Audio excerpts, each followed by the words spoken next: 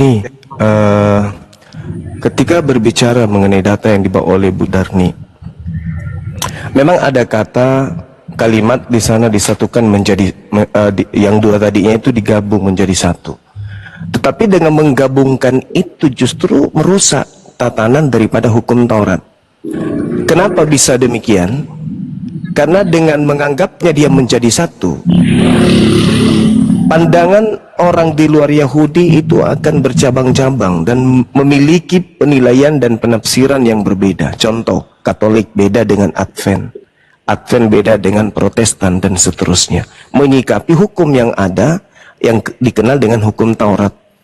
Sedangkan ketika berbicara tentang hukum Taurat yang tidak bisa dibatalkan, rujukan kita kepada Ulangan 4. Di sana diterangkan begini, maka sekarang hai orang Israel, yang diseru orang Israel, dengarkanlah ketetapan, dengarkanlah peraturan yang kuajarkan kepadamu untuk dilakukan supaya kamu hidup dan supaya kamu memasuki serta menduduki negeri yang diberikan kepadamu oleh Tuhan Elohim, Tuhan nenek moyangmu.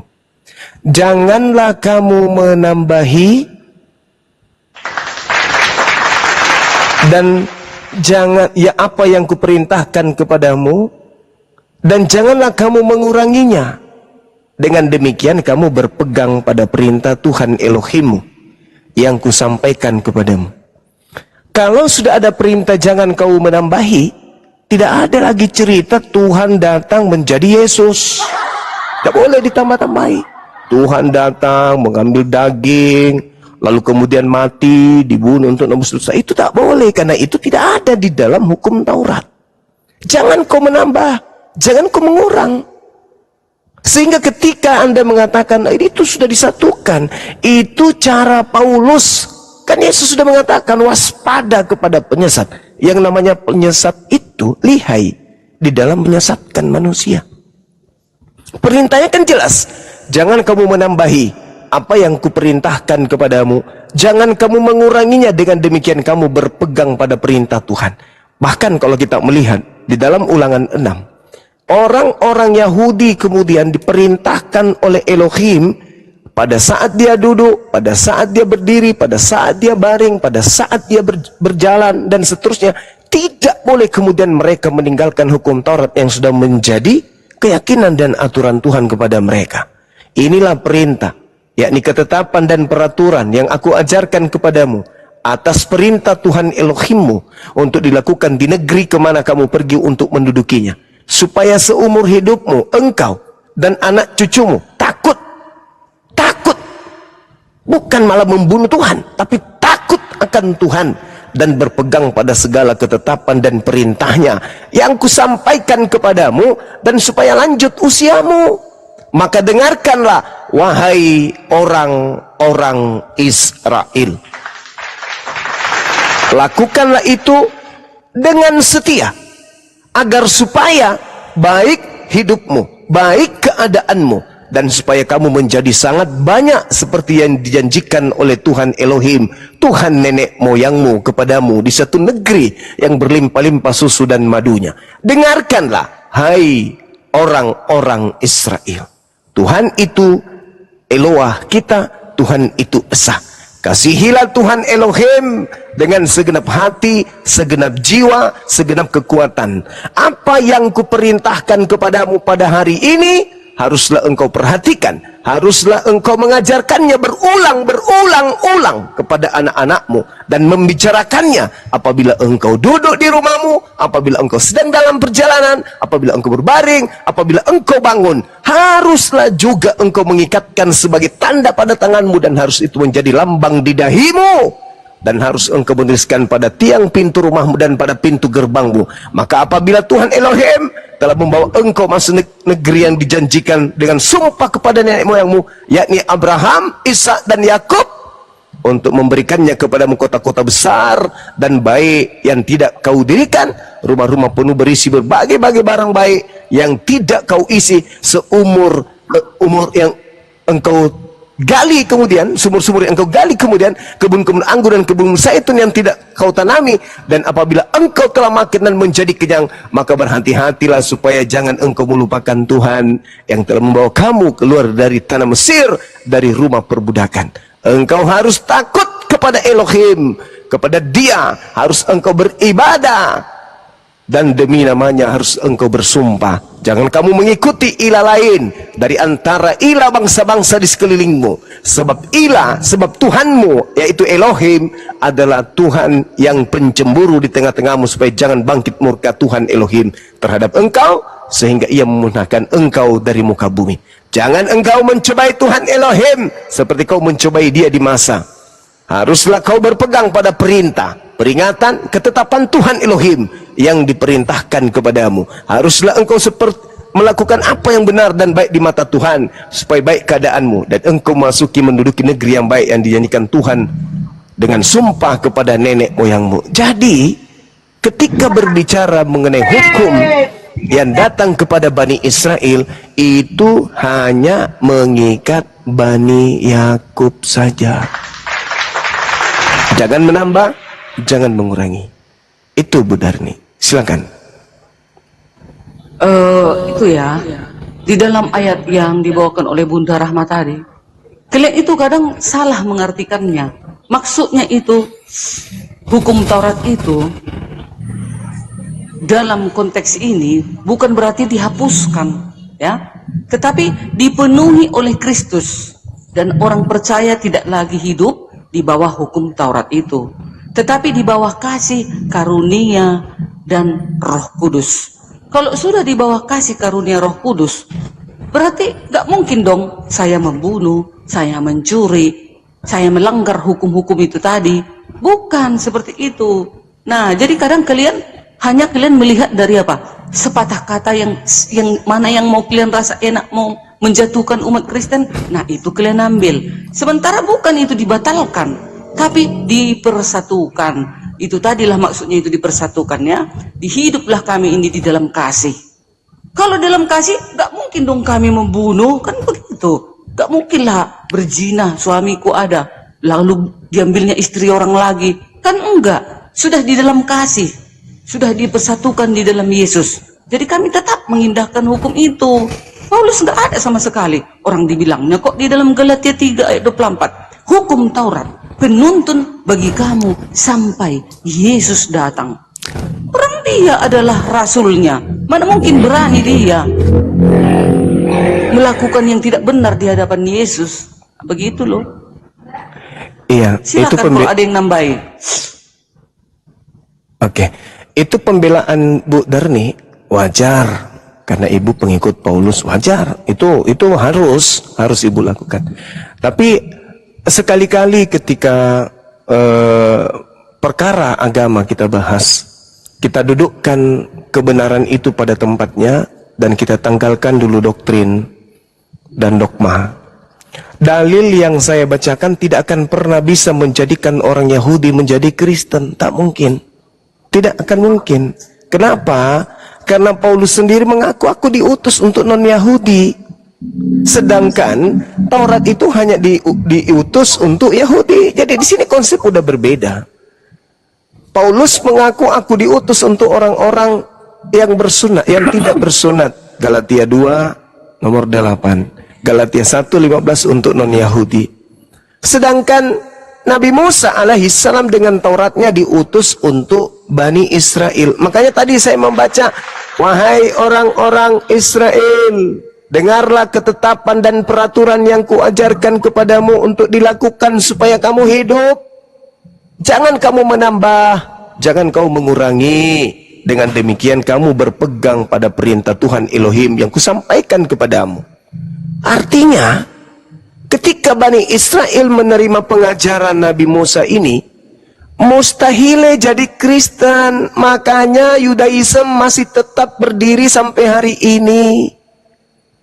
Kristen berdiri dengan sendirinya, Yudaism berdiri dengan sendirinya. Tradisi keagamaan mereka, prosesi ritual, rukun-rukun keagamaan Yudaism masih mereka pegang sampai hari ini, dan tidak tersentuh sedikit pun oleh Kristen. Kristen tetap saja menjadi Kristen. Seibarat terjemahan Al-Quran mereka pakai untuk membuat konsep sendiri di dalam agamanya. Inilah yang ada. Jadi sekali lagi saya katakan, jangan kamu menambahi apa yang kuperintahkan kepadamu, dan jangan pula kamu menguranginya.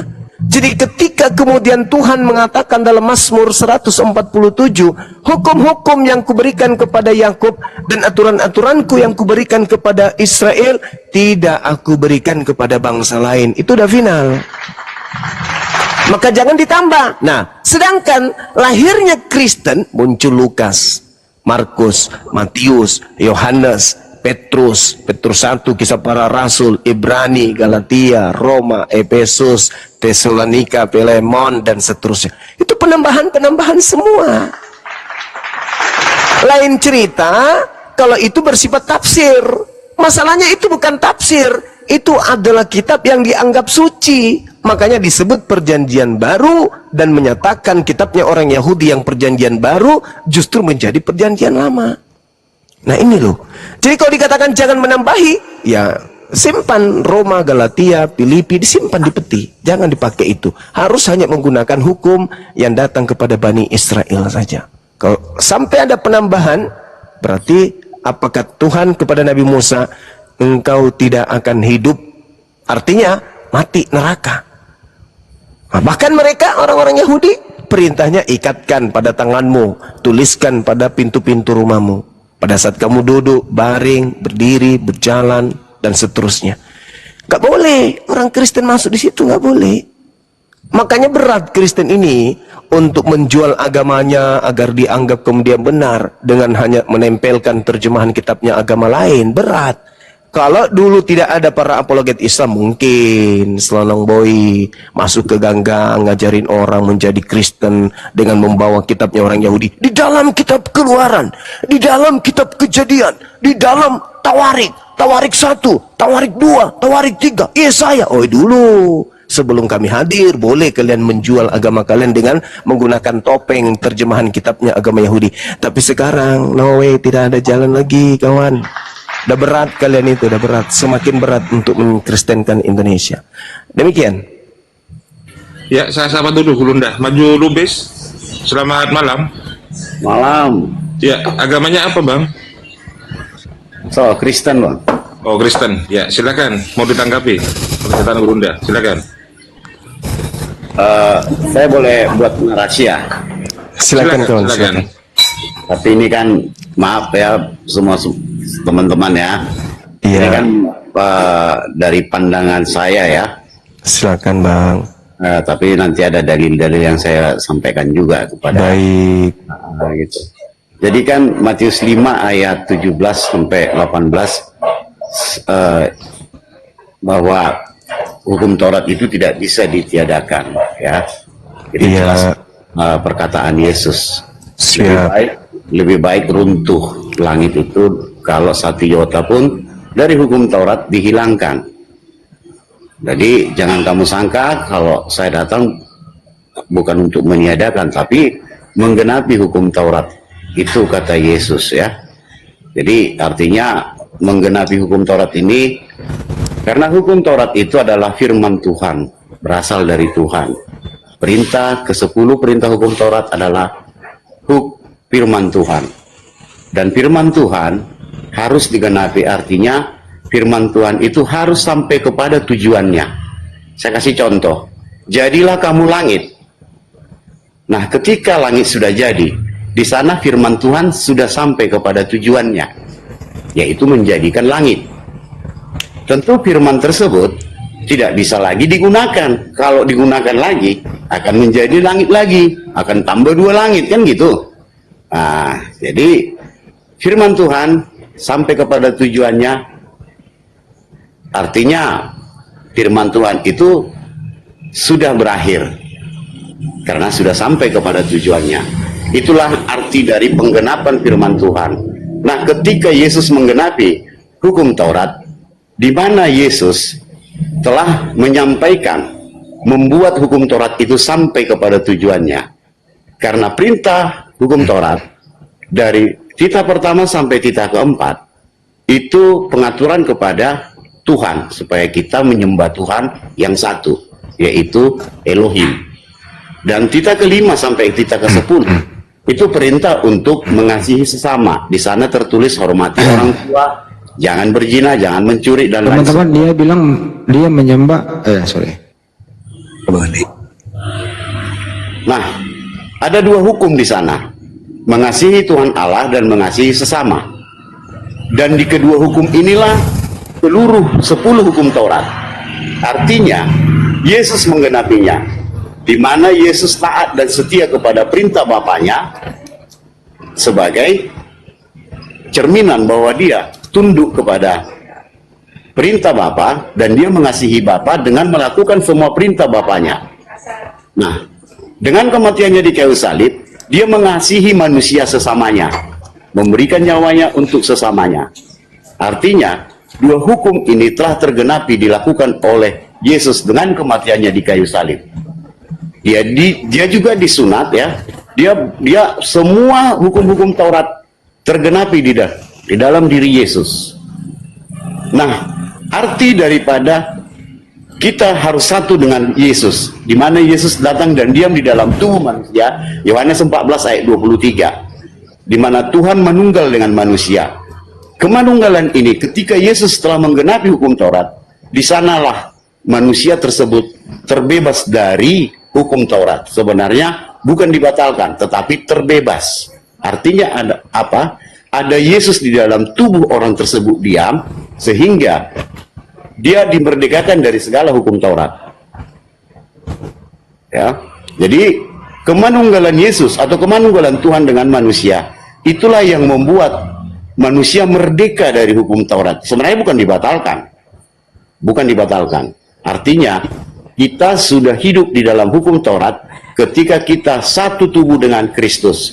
Makanya Yesus berkata, seperti engkau ya Bapa dengan aku adalah satu, demikianlah aku dengan mereka, supaya kita menjadi satu. Nah, disinilah satu kesatuan antara Tuhan dengan manusia, di mana Tuhan, Roh Tuhan atau Roh Kudus yang diam di dalam tubuh manusia, memberikan kekuatan, memberikan hikmat pengetahuan, kekuatan dalam melakukan hukum-hukum Tuhan, hikmat pengetahuan dalam mengartikan atau menafsir firman Tuhan tersebut. Karena untuk melakukan firman Tuhan, kita harus tahu dulu firman itu apa. Kita harus mengerti firman itu apa. Makanya, kemana konteksnya, apa perintahnya, seperti apa yang harus kita kerjakan. Oke, Pak Maju, selesai ya Pak? Oke, panjang demikian ya. Ya, soal supaya bisa dijawab. Silakan Pak Perunda. Baik, jadi gini saudara, yang Anda gunakan itu adalah konsep Kristen yang muncul belakangan, mentafsirkan pernyataan-pernyataan Yesus untuk Anda jadikan sebagai sandaran keagamaan. Itu sah-sah saja sebagai orang Kristen. Tapi kalau kita ingin sedikit meluangkan waktu untuk belajar tentang bagaimana kita bersatu dengan Tuhan, di dalam kitabnya Yahudi itu sudah jelas bagaimana manusia Yudaism ini itu bersatu dengan Tuhan. Kalau di dalam Al-Quran memang betul diaminkan itu, inni ma'akum. Coba Anda lihat di dalam Kejadian 6 nomor 3. Berfirmanlah Tuhan. Jadi Tuhan ini yang berfirman, rohku tidak akan selama-lamanya tinggal di dalam manusia, karena manusia itu daging. Artinya bahwa kita ini, manusia ini memang sudah bersatu dengan Tuhan. Jangan dibawa kaidah pengajaran terhadap tafsir Kristen akan Yesus adalah Tuhan dengan konsep makrifat yang ada pada diri manusia ketika dia sedang beribadah atau menyatukan diri kepada Tuhan. Nah, ini yang ingin saya katakan kepada saudara. Jadi ketika berbicara mengenai hukum Taurat, hukum itu hanya mengikat Bani Israel, tidak mengikat bangsa manapun. Ketika saudara mengatakan tidak boleh dibatalkan, lantas kemudian Yesus melepaskan, bukan kayak gitu. Karena Yesus itu datang hanya untuk Bani Israel. Yesus hanya untuk kaumnya saja. Kristen muncul dengan konsep yang berbeda, pingin juga dianggap sebagai bagian daripada Yudaism, pingin juga dianggap sebagai agama samawi, maka mengambil nama Yesus, kemudian lantas Yesus menjadi tameng untuk menjadikan hukum Taurat ini. Yesus dijadikan sebagai jembatan untuk menghubungkan kepada Tauratnya orang Yahudi, agar Tauratnya Yahudi ini seakan-akan juga punya kebersinggungan dengan Kristen, padahal itu tidak ada sama sekali. Anda lihat di dalam Ulangan 11 nomor 1. Yang disebut kasih itu apa? Melakukan dengan setia apa yang diperintahkan Tuhan, menjadi sesuatu yang harus dipegang, ketetapannya, aturannya, perintahnya, larangannya. Jadi kasih itu adalah menteorikan Taurat lalu mempraktekkan dengan sungguh-sungguh. Itu kasih kepada Tuhan. Kasih kepada manusia bagaimana? Mengajak manusia lain melakukan hal yang sama, yaitu dengan setia melakukan kewajiban sebagai hamba, berpegang teguh kepada ketetapan Tuhan, peraturan Tuhan, perintah dan larangan Tuhan. Jadi ketika orang itu taat akan ketetapan perintah Tuhan yang datang kepada Nabi Musa, itu kasih kepada Tuhan. Kapan dia kasih kepada manusia? Pada saat dia mengajarkan dan mengajak orang lain, menyeru yang ma'ruf kepada orang lain, dan nahi mungkar, mencegah kepada kemungkaran. Itulah kasih kepada manusia. Mengajak manusia lain untuk taat kepada perintah Tuhan dan mengajak manusia untuk meninggalkan larangan Tuhan, itulah isi dari kasih.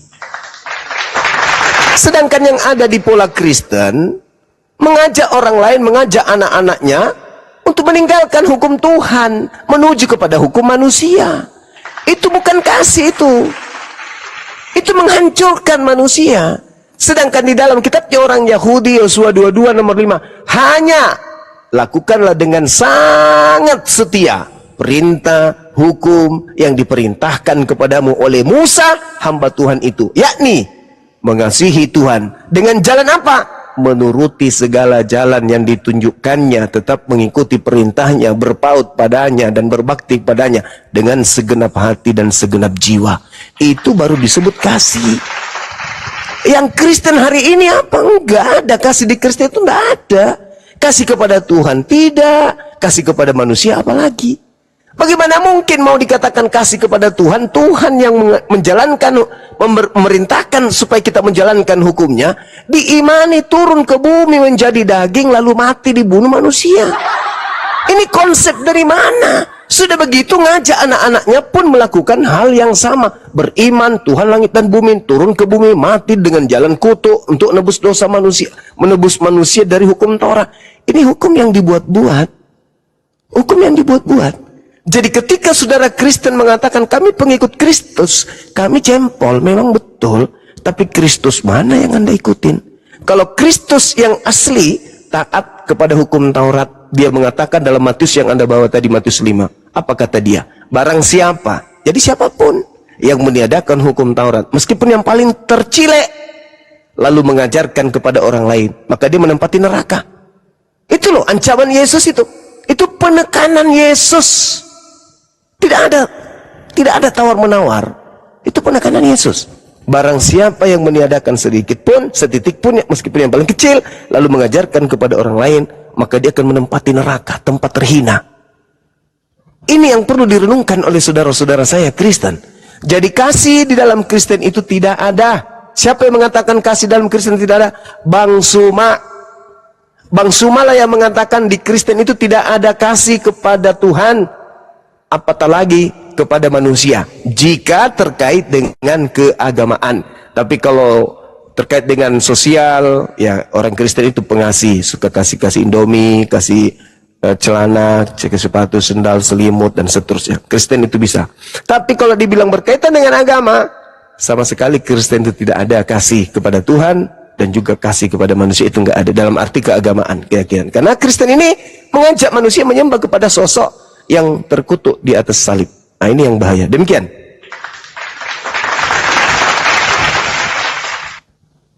Silakan Pak Lubis.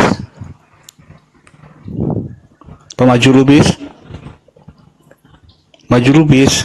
Wah. Kena Lagi suruh mikir, saya. Pak. Jangan jawab, saya lagi mikir. Halo, Bang Juma. Ya, halo, silakan. Ayo bang, silakan bang. Ya, Semangat silakan bang. Bang Maju Lubis. Bang Juma, Siap. saya bangga sama kamu, sama Bang Juma ya. Jadi mungkin umur saya lebih tua Bang Juma ya. Saya 72 bang. Oh, sama kita. Bulannya kita Iya beda. mungkin bulan kita berbeda, masya Allah. Iya silakan bang, silakan. Iya. Tensinya yang beda. Enggak bang. Sudah tua juga Pak Bang Juma ya, 53 ya Bang Juma ya. Bagi saya itu masih muda bang. Masih muda. Oh, iya. Betul. Jadi begini Bang Juma. Silakan saudara. Tadi saya sudah sampaikan, hukum kasih itu mengasihi Tuhan Allah, mengasihi sesama. Ini tidak akan pernah bisa dilakukan oleh manusia tanpa Tuhan yang melakukan dalam diri kita. Contoh, salah satu contoh, kasihilah musuhmu dan berdoa dan ampunilah, kasihilah musuhmu atau balaslah kejahatan dengan kebaikan. Ini sulit dilakukan oleh manusia. Bahkan seorang Kristen pun ini tidak akan pernah bisa dikerjakan. Ya, seorang Kristen, bahkan pendeta yang udah gelar sarjana, master atau dokter saja pun tidak akan pernah bisa dikerjakan ini Pak Bang Juma. Kenapa? Karena perintah itu sangat sulit sekali. Bukan gampang mengasihi Tuhan Allah dan tidak gampang mengasihi sesama. Ya, karena dalam konsep kesehari-harian saja, persoalan ekonomi yang kita hadapi saat ini aja, otak kita itu harus menipu, ya. Bagaimana kita bisa mengasihi sesama? Memberi apa yang pantas kita berikan kepada sesama kita itu satu perintah yang mustahil dikerjakan dengan akal, dengan kekuatan manusia, tanpa campur tangan Tuhan. Makanya dalam akidah hukum Taurat, tak satu pun manusia yang mampu melakukan itu Bang Juma. Tak satu pun, baik para ahli Taurat, rabi-rabinya Yahudi, itu tidak akan pernah bisa dikerjakan. Itu tidak akan pernah bisa dikerjakan. Maka dari itulah, kenapa? Kejadian 6 ayat 3, Roh Allah itu kan sudah ditarik dari dalam diri manusia. Artinya, kemuliaan Tuhan yang ada dalam diri manusia, yang dulunya mampu untuk melakukan kebaikan, tidak mampu lagi. Kenapa? Karena Roh Allah itu sudah ditarik dalam diri manusia. Jadi tidak akan pernah bisa. Makanya semakin jatuh dan jatuh terus-menerus manusia itu ke dalam dosa. Nah, inilah sebenarnya yang ingin diselamatkan Yesus dengan kedatangannya ke dunia. Itu sebenarnya, itu orang Kristen yang percaya. Tetapi entah kenapa banyak juga orang Kristen yang hidupnya tidak di dalam kasih. Makanya tadi Bang Juma bilang, Kristen itu tidak pernah mengasihi Tuhan, tidak pernah mengasihi sesama. Yes, betul. Kalau dia tidak di dalam Tuhan. Benar itu yang Bang Juma katakan. Saya tidak bisa menampi itu. Saya tidak bisa mengatakan Bang Juma salah. Bukan. Karena banyak orang Kristen sekarang yang hidupnya tidak dalam tatanan kebenaran Tuhan. Benar yang abang bilang tadi, benar sekali itu. Makanya saya tadi ketawa ya. Bang. Jangan di-mute bang. Bunda Rahmah, jangan demi ya Bunda Rahmah. Kemiut bang, kemiut. Ya. Kemiut, lanjut. Ya silakan. Salah Bunda. pencet. Bang Maju. Itu Bang Juma. Jadi Bang Juma boleh dong istilahnya tetap juga ya Bang Juma tetap mewartakan, tetap kritisi orang-orang Kristen. Saya senang gitu loh. Saya senang Bang Juma tetap mengkritisi, artinya supaya menjadi bahan introspeksi diri untuk orang-orang Kristen, terlebih pendeta-pendeta Kristen ya, yang pikirannya hanya untuk memperkaya diri. Ya. Jadi kenapa? Karena kalau Bang Juma yang berkata lebih lugas, lebih ini, karena tidak ada intervensi ya dari luar ya. Tapi kalau jemaat-jemaat ini sungguh sulit sekali mereka mungkin enggan mengatakan ke para pendeta-pendeta ini ya sesuatu yang benar itu. Tapi kalau Bang Juma kan main gas saja kan gitu.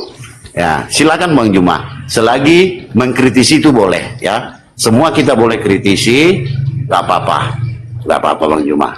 Ya, saya rasa cukup untuk hari malam ini ya Bang Juma ya. Makasih Bang Juma. Sama-sama Bang, sama-sama. Tuhan Yesus memberkatimu Bang Juma. Wah, Boleh iya, saya Bang. katakan demikian? Tuhan Yesus Poten. Tuhan Yesus memberkatimu Bang Juma. Abang Andaku. Allahu Akbar. Ya. Abang Andaku yang baik hati, ya. Sama-sama Bang. Ya. Diberkatilah anak istrimu Bang Juma. Amin.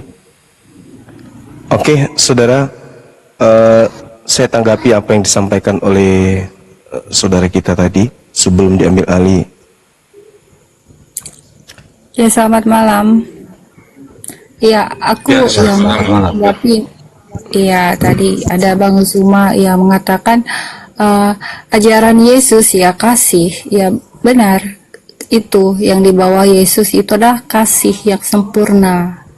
Ya, seperti ya kita sudah tahu kalau Yesus di kayu salib itu karena kasihnya ya kepada kita manusia. Dia mau kita manusia ini diubahkan ya, yaitu tadi yang seperti Bang Lubis katakan ya. Sebenarnya simple aja ajaran itu. Ketika kamu bertanya ajaran apa sih yang dibawa Yesus, ya kasih gitu. Itu kan mah simple gitu kan. Tapi untuk menerapkannya memang begitu susah seperti kata Bang Lubis tadi ya. Jadi kasih dari Tuhan kita Yesus itu adalah kasih yang sempurna. Iya. Terima kasih. Oke, baik. Di Indonesia, setelah Indonesia merdeka, orang Kristen itu dengan lugasnya dan tanpa malu-malu mengatakan Yesus itu mengajarkan kasih. Seakan-akan Kristen masuk ke Indonesia itu dengan damai. Ini yang biasa orang Kristen tidak sadari. Agama Kristen penyembahan kepada sosok yang bernama Kristus itu ada di Nusantara ini, itu melalui penjajahan, penumpahan darah, pembunuhan, perampasan, perampokan hak. Kejadian tragedi membuat anak yatim jutaan, janda menjadi jutaan jumlahnya, dikarenakan adanya penjajah yang masuk dengan membawa agama Kristen. Tapi bukan itu yang menjadi tolak ukurnya. Tolak ukur kasih itu kalau Kristen ini agama kasih,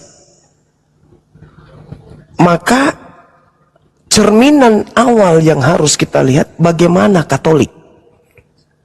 Bagaimana Katolik mengajarkan agamanya kepada bangsa atau wilayah yang ada di bawah kuasanya. Bagaimana gereja Katolik melancarkan aksi-aksi kemudian kepada wilayah-wilayah jajahannya. Bagaimana Katolik membumi hanguskan kemudian Torah, menghancurkan kemudian kedudukan orang-orang Yudaism pada masa Katolik berjaya di atas muka bumi ini. Karena pertama kali Kristen di dunia ini bukan yang ada di Indonesia yang ngomong-ngomong kasih, bukan. Mereka bicara manis, Yesus itu kasih sempurna, karena dia hidup di tengah-tengah mayoritas Islam. Jangan ngomong yang saat ini di Indonesia pada saat tenang-tenang, damai sejahtera Indonesia, habis itu dia ngomong seenak perut. Jangan, tapi lihat cerminan awalnya. Kristen berdiri di atas pembunuhan yang sangat-sangat sakral. Pembunuhan yang begitu sakral dan sangat menakutkan. Tadi siang kita melihat bagaimana mereka percaya diri, menunjukkan kemudian satu adegan yang membuat kita merinding. Si Ucok nggak sempat berdiri selama 24 jam karena itu kejadian. Bayangkan saja. Mereka mengarak orang gondrong, dicambuk, diapain, diludahin, ditonjok, habis itu mereka gantung, habis itu mereka bunuh, habis itu gempa bumi terjadi, keluar tangan dari kubur, nisan terhambur keluar, mayat-mayat keluar jalan. Ini yang mereka anggap kasih. Oh, nggak bisa. Kristen berdiri di atas pembunuhan. Pembunuhan kepada siapa? pembunuhan kepada sembahan mereka sendiri. Dan Kristen satu-satunya agama yang menyembah tumbal. Menyembah, sabar. Saya berbicara sesuai dengan fakta, bukan omon-omon jual-jualan manis-manisan di Indonesia ini, bukan. Jadi Kristen itu berdiri di situ. Ada tumbal yang mereka korbankan di atas salib. Habis itu korban ini yang menjadi Tuhan. Sedangkan sebelum ada tumbal berupa manusia, Kristus, orang Yahudi sudah banyak miliaran tumbalnya.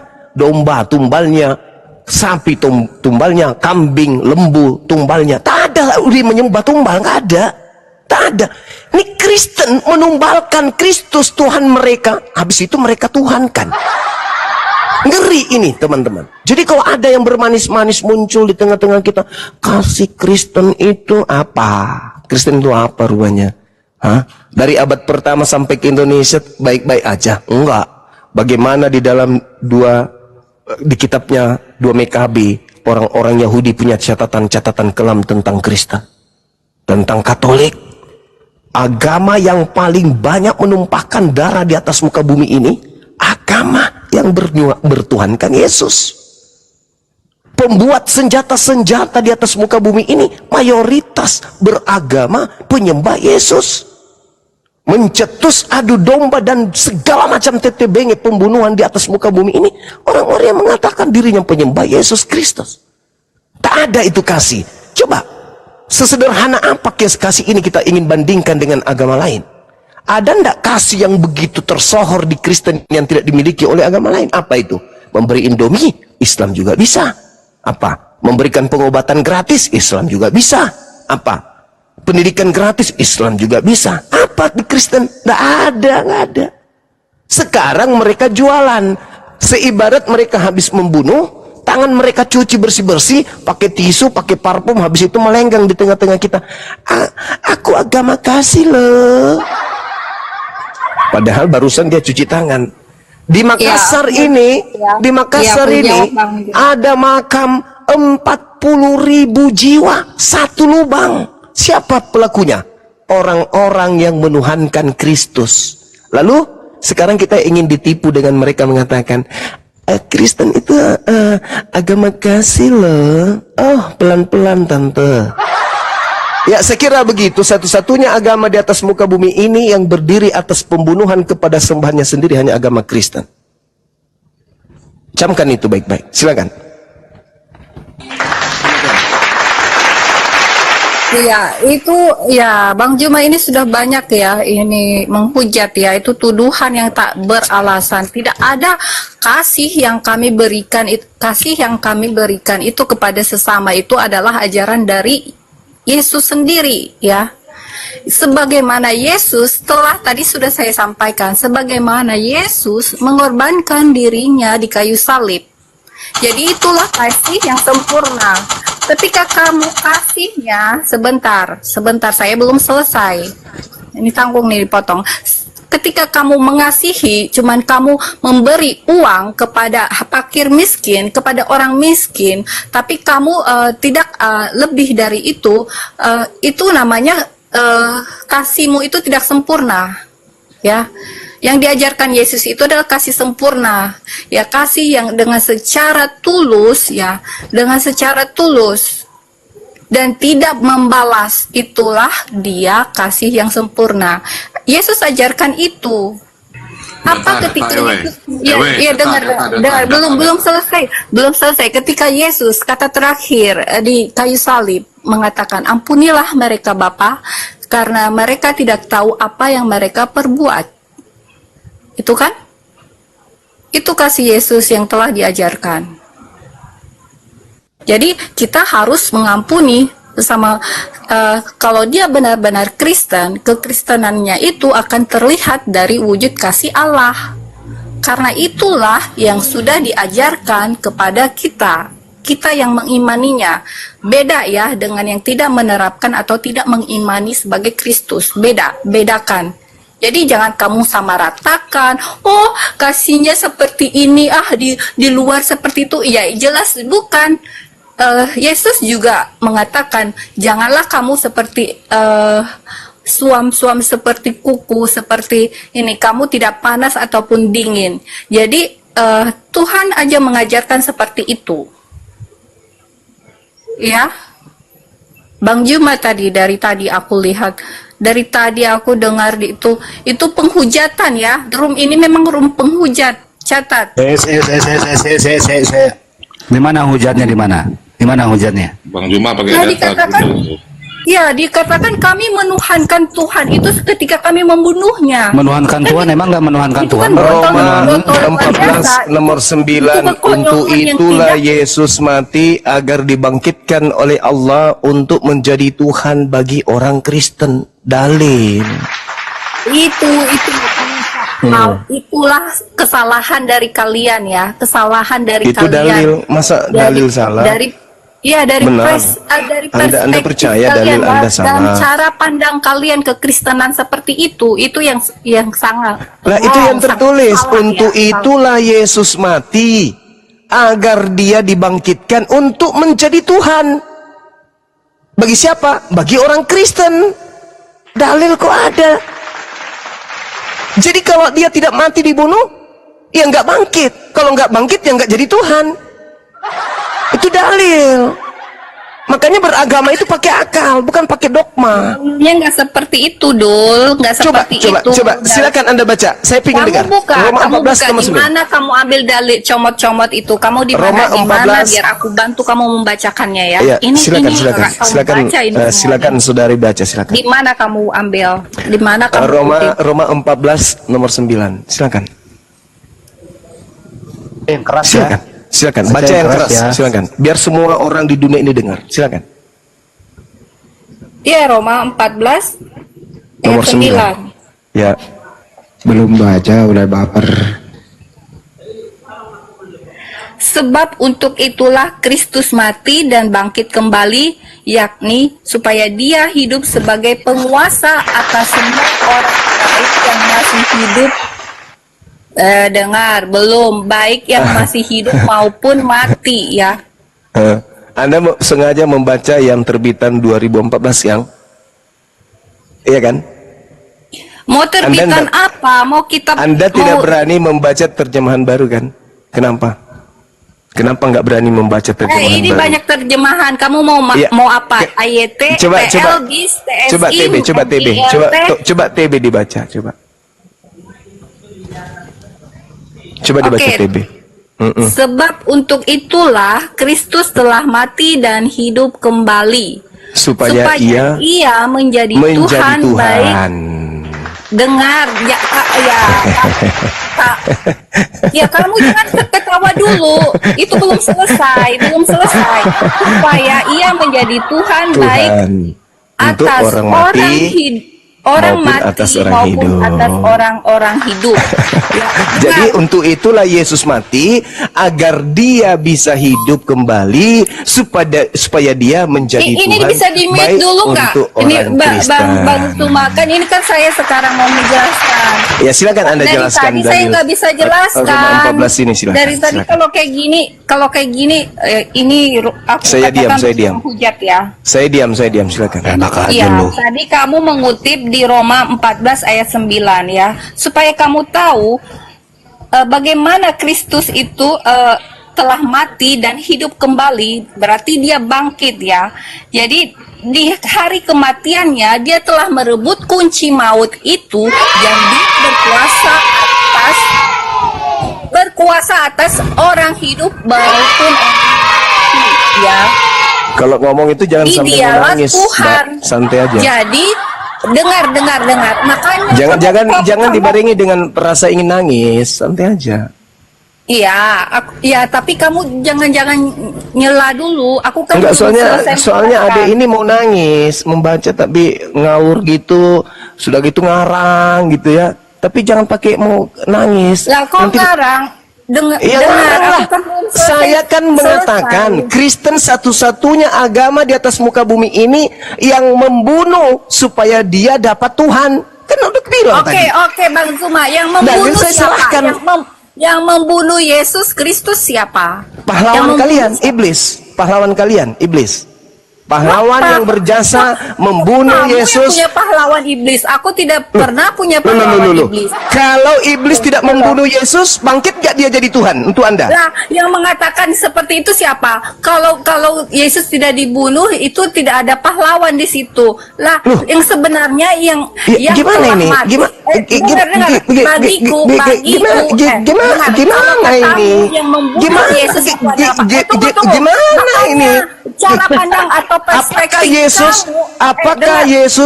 Apakah Yesus bisa bangkit dari kubur kalau tidak dibunuh dulu terlebih dahulu? Gimana ini? Kadang saya mau sedih juga kalau kayak begini. Justru karena jasa orang-orang yang kerasukan setan membunuh Yesus, sampai Kristen punya Tuhan yang bangkit dari kematian. Dalil Roma 14 nomor 9. Maka berterima kasihlah kepada pahlawan kalian, yaitu si Bilisisis. Ya, gitu ya. Gitu dong. Lanjut. Memang ada perbandingan terbalik yang antara Bang Zuma ini, cara pandangnya terbalik. Ya, Karena ketika saya gunakan akal dan saya gunakan dalil. Ya, itulah yang kamu punya pakai dogma, doktrin aja. Tapi kamu tidak pakai iman ya. Kamu tidak ada Iman itu tidak ada artinya tanpa akal, Cak Ayu. Iman yang benar adalah Tidak iman ada. yang berlandaskan kepada akal. Kata Yesus, kasihi Tuhan dengan akal, bukan dengan dogma, bukan dengan doktrin. Oke, sekarang aku tanya, yang menombak Yesus itu apa yang diperbuatnya? Apa yang dikatakannya secara tidak secara ya tidak sadar ya, dia mengatakan apa yang menombak Tuhan Anda itu pahlawan untuk Anda, coba nggak ditombak, nggak mati. Oke, kamu mengatakan gitu itu dong. pahlawan, tapi kami tetap mengatakan Yesus adalah pahlawan sejati. Dengar ya. Gimana ceritanya mau jadi pahlawan kalau tidak dia kalahkan oleh musuh? Menombaknya apa yang terjadi? Saudari, apa yang dikatakannya itu aja. Saudari, Kamu nggak Yesus itu mati karena dibunuh. Akibat dia dibunuh, dia dibangkitkan. Akibat dia dibangkitkan, Kristen punya Tuhan. Siapa yang melatar belakangi itu? Si Bilisisis. Si Bilisisis yang merasuki Yudas, yang merasuki orang-orang Roma, yang merasuki imam kepala mahkamah agama orang Farisi, sehingga mereka sepakat membunuh Yesus. Dengan sepakat membunuh Yesus, endingnya Yesus mati, bangkitlah dia, jadi Tuhanlah buat saudara. Berterima kasihlah kepada si Bilisisis. Hei iblis, terima kasih ya paman, berkat kamu Tuhanku ada. Coba kamu tidak membunuh Tuhanku Yesus, bagaimana mungkin kami punya Tuhan yang keluar dari kubur? Nah gitu, coba saya ingin dengar. Silakan, 1, 2, 3. Hei paman iblis, terima kasih berkatmu sampai kami memiliki Tuhan bernama Yesus yang keluar dari kubur. Makasih ya iblis. Nah, coba bilang gitu. 1, 2, 3. Ya, gantian. Ini Rom tidak adil, ini di mute terus dari tadi, gimana? Gantian, jangan memotong masalahnya. Gantian. 1, 2, 3. Coba ucapkan terima kasih kepada iblis. Silakan. Makanya udah banyak ya hujatan tadi dari Bang Zuma. Kok jadi hujatan terus sih, gimana sih? Kenapa saya selalu dituduh menghujat? Saya pakai dalil loh, Mbak. Tadi beliau ini mengatakan kalau yang sebenarnya sebagai pahlawan itu adalah yang membunuh atau yang menombak Yesus. Sedangkan yang menombak saja sudah menyerah ya. Dia saja tidak sadar, dia mengatakan, "Oh, ini sungguh benar, dia adalah anak Allah." Iya, Jangan akibat daripada perbuatannya. Apa yang dilakukan Yesus adalah pengorbanan sejatinya Allah ya. Bisa nggak dia korban? Setelah aku belum selesai. Jangan bicara sendiri. Bisa tidak dia mati tanpa ada iblis? Ayo jawab. Bisa nggak dia mati berkorban untuk Anda tanpa ada iblis? Bisa nggak? Silakan, Saudara Tilia. Silakan saudara.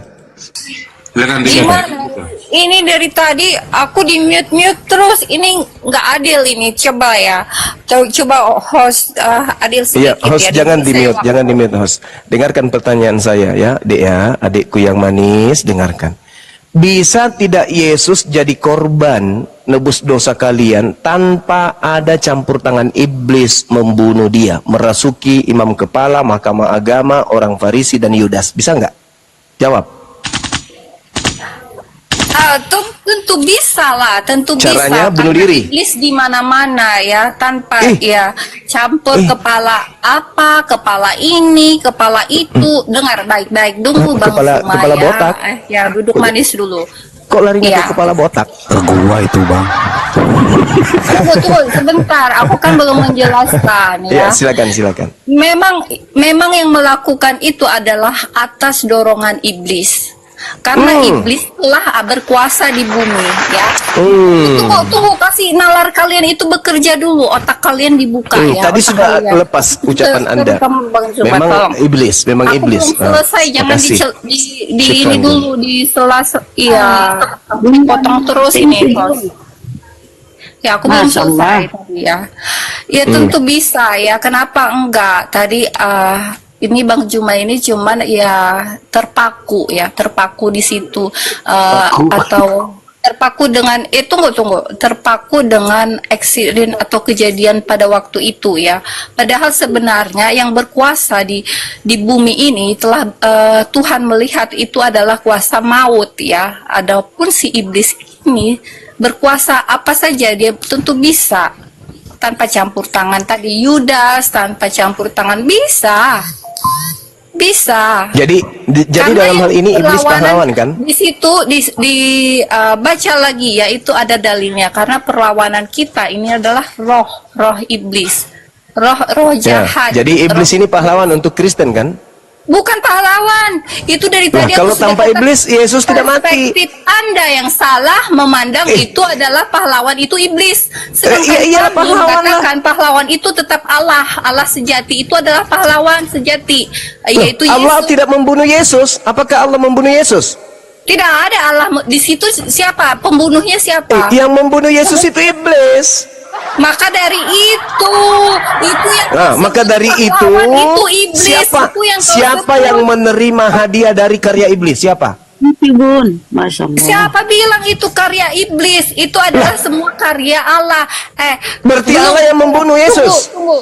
Aku katakan ya, orang Tuhan sebagai pemenang itu bukan berarti dia itu harus dia sebagai pemenang itu tidak harus dia itu Saudariku, saudariku pemenang yang itu. cantik, apakah Allah yang membunuh Yesus atau iblis yang membunuh Yesus? Ya yang membunuh Yesus ya iblis, bukan iblis ya dengan dorongan iblis. Ya memang manusia itu dengan dorongan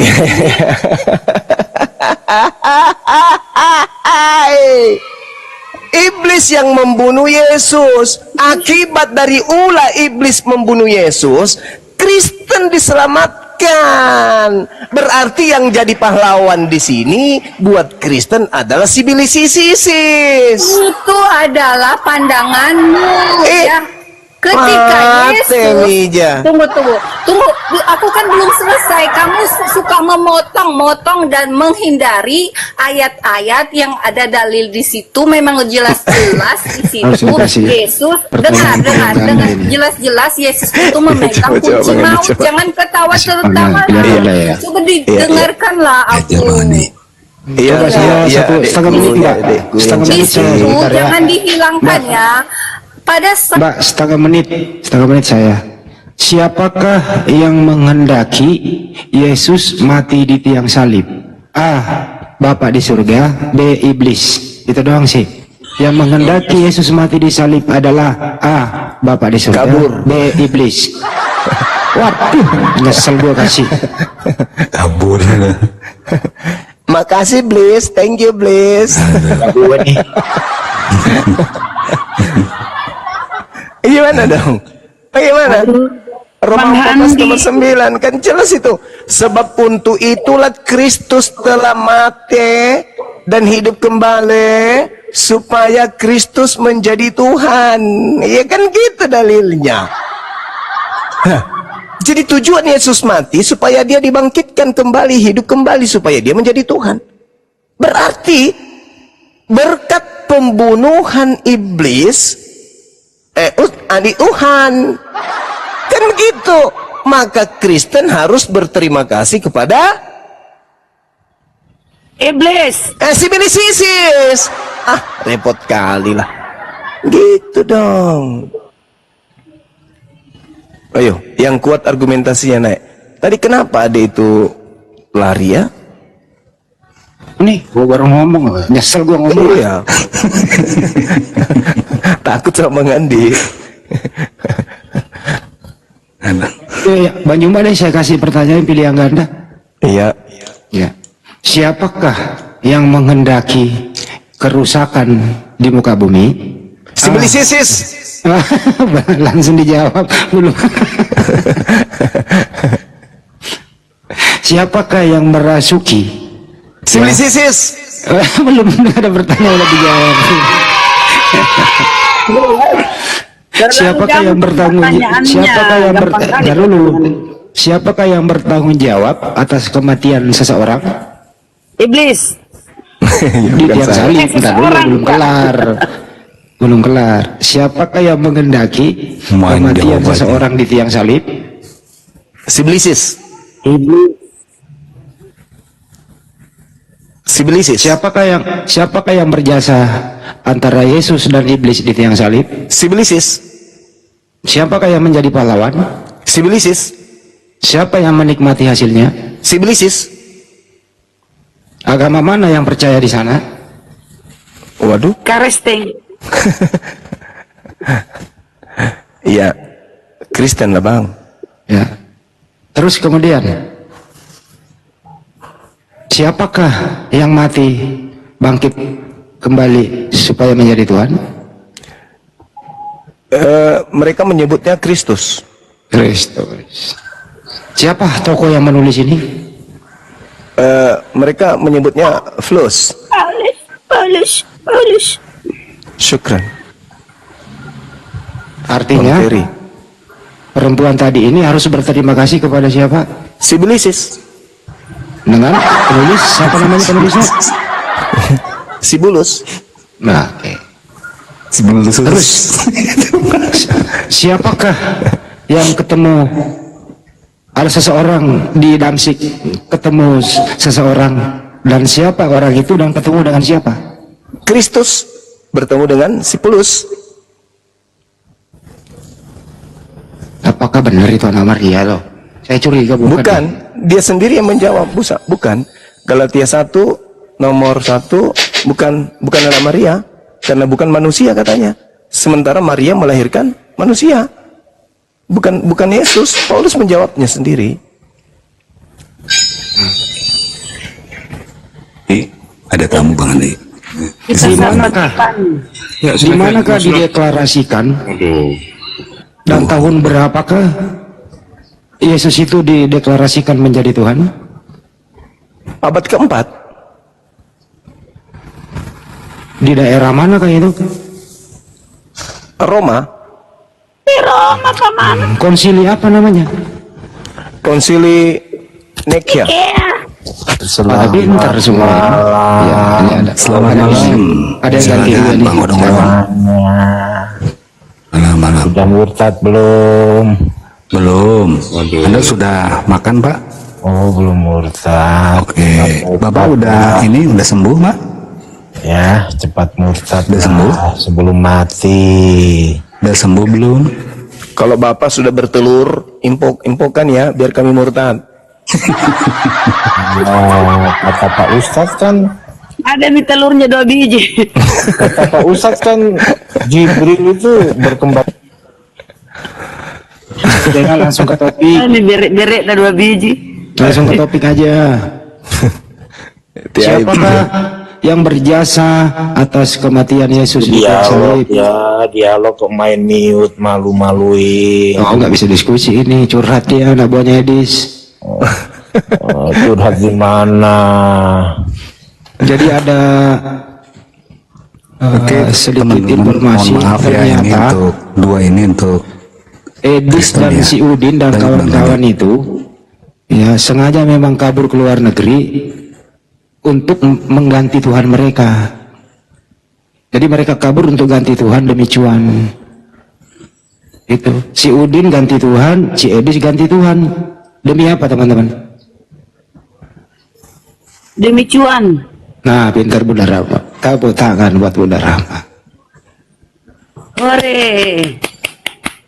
Kata si Edis gini, bodoh amat. Mau saya tuhankan siapa? Mau saya menyembah siapa? Yang penting aku pelarianku di luar negeri ada yang donasi daripada saya hidup merana. Begitu. Waktu di Indonesia dia nggak sembah Yesus. Setelah kabur ke luar negeri, dia ganti Tuhan. Yesus adalah Tuhan. Tuh, ganti Tuhan kan?